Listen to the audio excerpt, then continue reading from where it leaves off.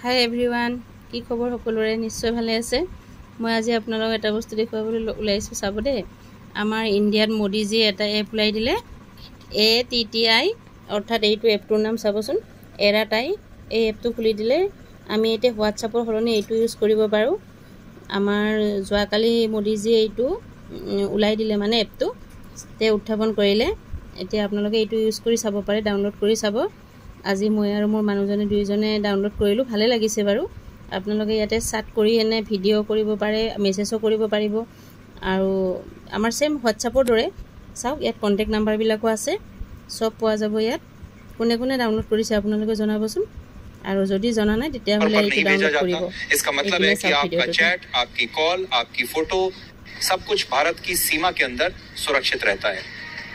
इसके अलावा कंपनी ने दावा किया है कि ये ऐप स्पाईवेयर प्रूफ है और एड फ्री एक्सपीरियंस देता है। मतलब अब न कोई ट्रैकिंग, न कोई डेटा चोरी, न कोई विदेशी कंपनी आपकी प्राइवेसी पर नजर रख सकती है। व्हाट्सएप से बड़ा और बेहतर। अब बात करते हैं फीचर्स की।